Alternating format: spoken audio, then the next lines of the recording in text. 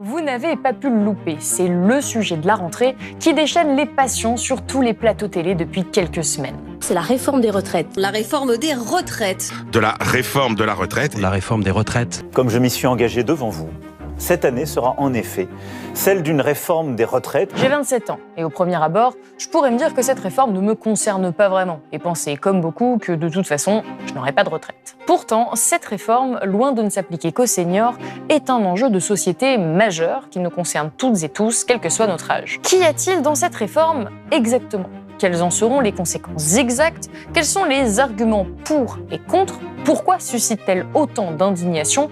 Et surtout, si on élargit la focale, dans quel cadre politique cette réforme s'inscrit-elle ? Aujourd'hui, on va essayer de comprendre la réforme des retraites.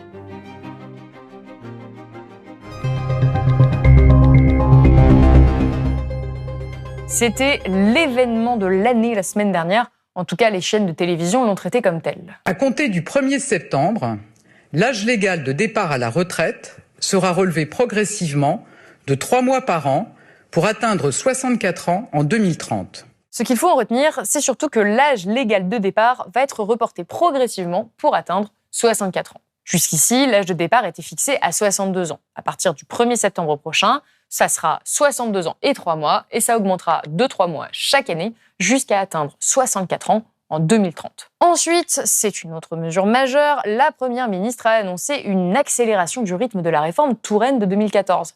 Rappelez-vous, elle supposait d'augmenter la durée de cotisation de 4 trimestres tous les 3 ans pour atteindre 43 ans en 2035. Eh bien, avec la réforme de Borne, ce sera dès 2027. Au lieu d'augmenter tous les 3 ans, la durée de cotisation va augmenter de 4 trimestres chaque année. L'autre aspect important de la réforme, c'est la suppression de la plupart des régimes spéciaux, notamment ceux de la RATP et des secteurs électriques et gaziers. Elisabeth Borne a aussi modifié les conditions de départ des travailleurs aux carrières longues. Jusqu'ici, si on avait commencé à travailler avant 16 ans, on pouvait partir à 58 ans et à 60 ans si on avait commencé avant 20 ans. Avec la réforme, ceux qui ont commencé entre 16 et 18 ans pourront partir à 60 ans et ceux qui ont commencé entre 18 et 20 ans partiront à 62 ans. Et tout ça seulement à condition d'avoir cotisé assez de trimestres. Traduction, les classes les plus modestes, qui font souvent moins d'études et travaillent plus tôt, ne pourront plus partir aussitôt à la retraite. Enfin, pour justifier l'aspect social de la réforme, le gouvernement a aussi annoncé mettre en place une retraite minimum à 1 200 €, soit 85% du SMIC. Seul problème, c'est une mesure qui avait déjà été prévue dans la réforme Fillon en 2003,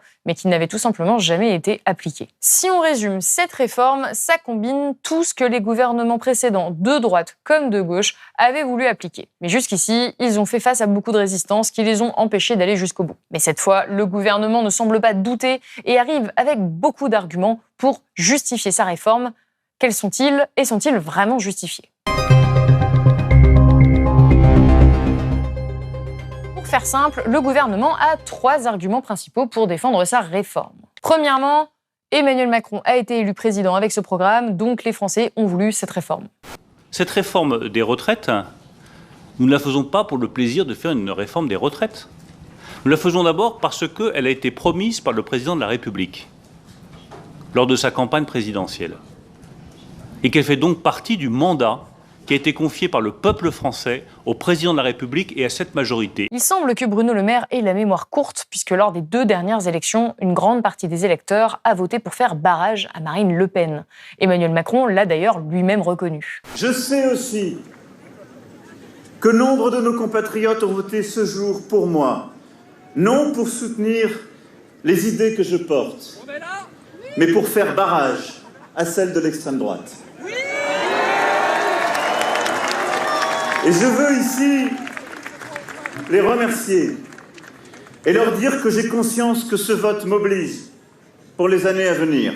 Visiblement, le président se sent de moins en moins obligé, surtout quand on voit que la majorité des Français sont opposés à la réforme. 67% seraient contre, selon une enquête Elab pour BFM TV, et même jusqu'à 80% selon Odoxa Ojipi pour Challenge. Mais pour le gouvernement, la réforme serait inévitable. Je suis convaincu que c'est une nécessité. C'est ce qui fonde leur deuxième argument, le système de retraite est déficitaire, Donc, il faut le réformer. Quand il dit ça, le gouvernement s'appuie sur le dernier rapport du Conseil d'orientation des retraites. Le COR, c'est l'organisme qui produit régulièrement des rapports sur l'état du régime des retraites. Il fait des projections sur l'évolution des finances du régime en estimant plusieurs grandes variables macroéconomiques, comme la croissance ou le taux de chômage par exemple. Il a publié un rapport en octobre 2022, mais les politiques de gauche comme de droite s'en emparent à leur façon pour justifier leurs arguments. Qu'ils viennent parler le corps, parce que tout le monde s'en revendique de ce. C'est-à-dire Emmanuel Macron, pour justifier sa réforme, il parle des projections du corps, et l'opposition, pour critiquer cette réforme, parle du corps. Donc chacun prend son scénario. En fait. Oui. Alors, que peut-on retenir de ce rapport qui crée autant de débats ? Déjà, il faut savoir que le système a dégagé un excédent en 2021 de 900 millions d'euros et en 2022 de 3,2 milliards d'euros. Donc pour l'instant,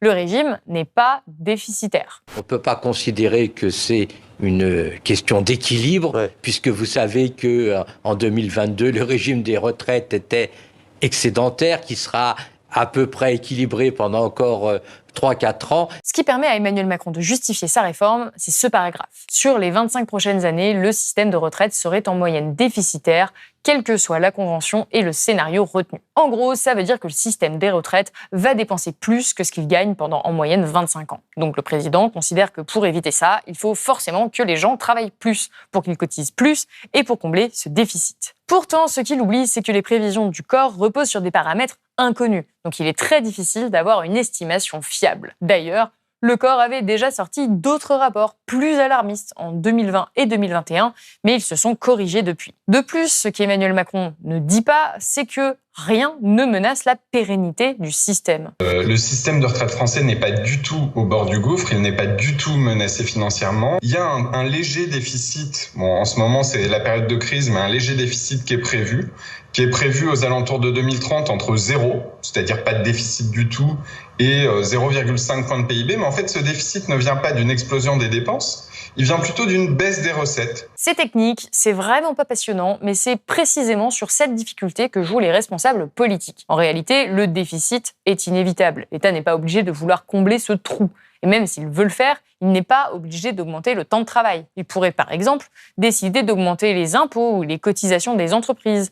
Mais on l'a vu, ce n'est pas vraiment dans ses priorités. Le choix que nous faisons, c'est de ne pas augmenter les impôts ni des Français ni des entreprises, mais de continuer à les baisser, ce que nous faisons. Et pour couronner le tout, ça risque de ne même pas être efficace. Le corps rappelle dans son rapport que quand on recule l'âge de départ, on augmente aussi le nombre d'actifs qui vont percevoir des allocations comme le chômage, l'assurance maladie ou les minima sociaux. Donc, on augmente les dépenses publiques. Résultat, les économies faites en baissant le nombre de retraités sont perdues en augmentant le nombre d'actifs. Rappelons-le, toujours, comme dans toutes nos émissions d'économie à Blast, tout ceci n'est pas une obligation, c'est un choix politique. C'est une question de priorité politique. Il n'y a pas de danger financier dans le système. Par contre, le gouvernement a un programme politique pour d'autres raisons économiques en fait qui tiennent pas tellement au système de retraite, qui vise à allonger, repousser l'âge de la retraite.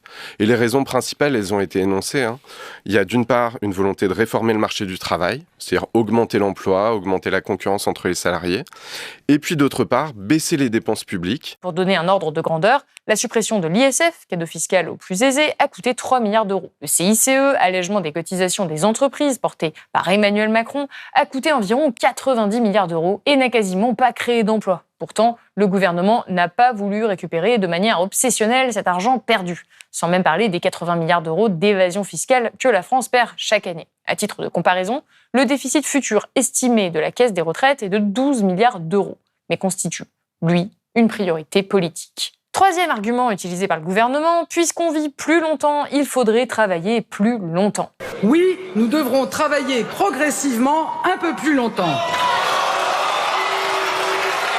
Mais on ne peut pas simplement fonctionner avec une logique proportionnelle. On entend beaucoup parler de l'espérance de vie en bonne santé. C'est un indicateur qu'il faut tout de même prendre avec des pincettes. Oui, l'espérance de vie augmente, mais l'espérance de vie en bonne santé, elle, stagne. L'INSEE montre qu'en moyenne, depuis les années 2000, les Français restent en bonne santé jusqu'à 63 ans pour les hommes et 64 ans pour les femmes. Et par rapport à l'Europe, on est plutôt dans le bas du classement. Avec un âge de départ fixé à 64 minimum, ça laisse donc peu, voire pas de temps en bonne santé pour profiter de sa retraite. Ceux qui pourront tenir tiendront, tant mieux pour eux.